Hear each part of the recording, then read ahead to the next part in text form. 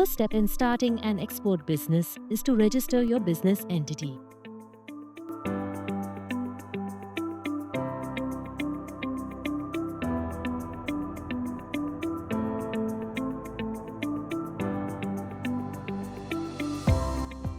Registering a business entity as a company is more beneficial for exports as it increases the authenticity of the business, which in turn increases its potential to grow and expand in future.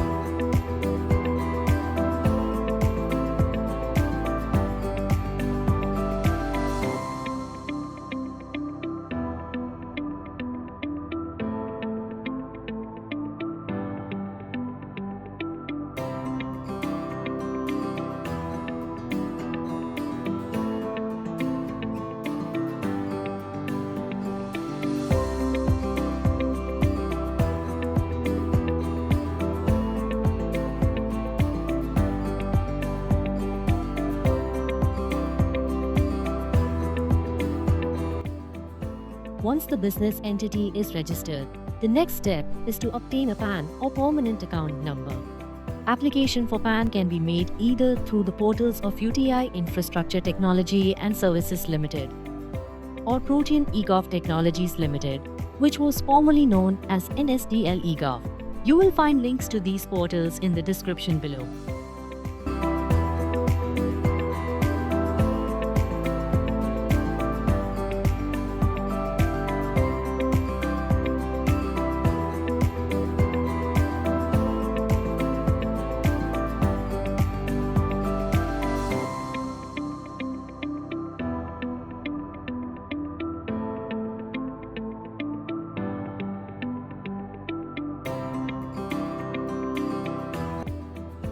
After obtaining the PAN number, the next step is to open a current account with the bank.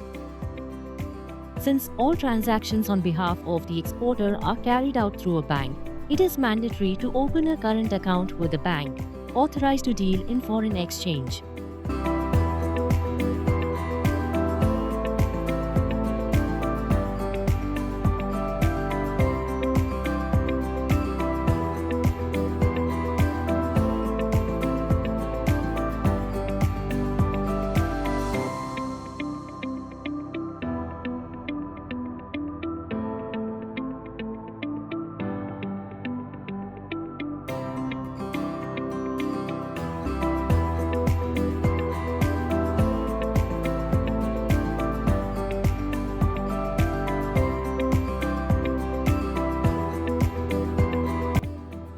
The fourth step is eSanchet registration. eSanchet is a platform for the paperless processing of indirect tax documents in India, used to facilitate trade across borders. It allows importers and exporters to upload all supporting documents online, eliminating the need to submit hard copies and reducing the physical interface with government agencies like Customs. To register for eSanchet, visit the Indian Customs Electronic Gateway, iSCATE, using the URL www.iscate.gov.in. On the iSCATE website, click on User Login/Sign Up and sign up using the instructions given on your screen. Once you are logged in, you can see the eSanchet option. You can visit the link in description to know more about the eSanchet process.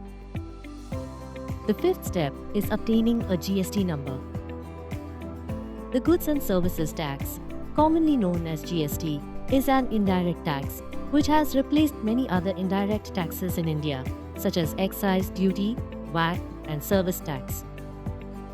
GST was implemented from the 1st of July 2017 based on the Goods and Service Tax Act passed by the Indian Parliament on the 29th of March 2017.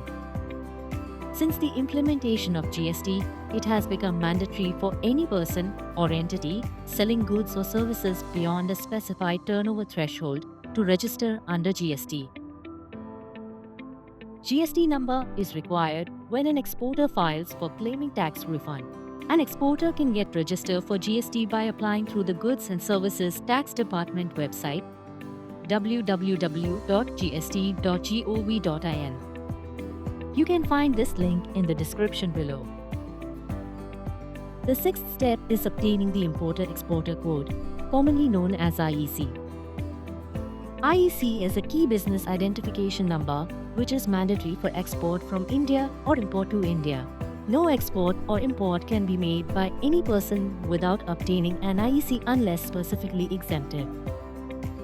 With the introduction of GST in 2017, the IEC is now issued using the same number as the firm's PAN. However, it is still separately allotted by the DGFT upon application. Depending on the nature of the business, the IEC can be issued to any of the business entities like proprietorship, partnership, LLP, limited company, trust, HUF, or society. The business entity must have a PAN, bank account in the name of the firm, and a valid address before applying. The address may be physically verified by the DGFT on issuance of the IEC. An application for IEC needs to be filed online using the DGFT website www.dgft.gov.in. On the DGFT website, access the drop-down menu under Services and click on IEC Profile Management. Scroll down to view the section titled Apply for IEC and click on it. Select Register on the pop-up that appears and fill in your details and complete the OTP-based verification to initiate the IEC registration process. Upload the required documents and make the fee payment. The IEC registration fee can be paid online through net banking or credit or debit card. The next step is to obtain an Authorized Dealer Code. The Authorized Dealer Code, commonly known as AD, is a 14-digit numerical code which is issued in the form of an authorization letter, printed on the bank's letterhead by the bank where the exporter has maintained his current account. An exporter can apply for the AD code after registering for an IEC with the Director General of Foreign Trade. The AD code is essential because a shipping bill, which is required for export customs clearance at the port, cannot be generated without AD code registration. An AD code registration enables exporters to receive benefits such as duty exemptions and incentives directly credited to their current account. The eighth step is Customs KYC. Some of the documents required for Customs KYC are Import-Export Code, GST registration, address proof, 3 or 6 months bank statement, 3 years IT statement, PAN card, Bank AD code registration certificate, and certificate of registration, MOA and AOA in case of a company, or partnership deed in case of partnership firm. The ninth and final step is RCMC. Under Para 2.57 of the Foreign Trade Policy 2023, it is mandatory for an exporter to obtain registration cum membership certificate, commonly known as RCMC. It is a certificate which authenticates that an exporter is dealing with product registered with an agency or organization authorized by the Government of India. The certificate is issued for a period of 5 years by the Gem and Jewelry Export Promotion Council. RCMC, or the Registration cum Membership Certificate, is an important document for exporters as it acts as an authorization to import or export restricted items. It is mandatory if you want to claim export incentives and subsidies under schemes like MEIS, ROSCTL, RODTEP, Advanced License, or EPCG. With an RCMC certificate, a merchant exporter can buy goods meant for export from a manufacturer at a concessional GST rate of just 0.1% instead of the regular GST.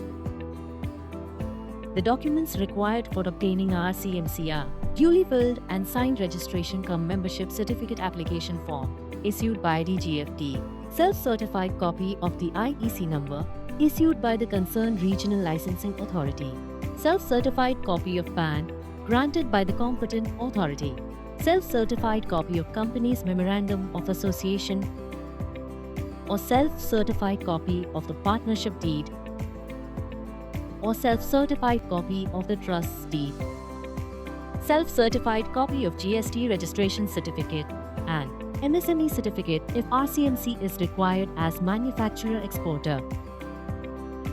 In the next video, we will learn about the various schemes available for you in the foreign trade policy.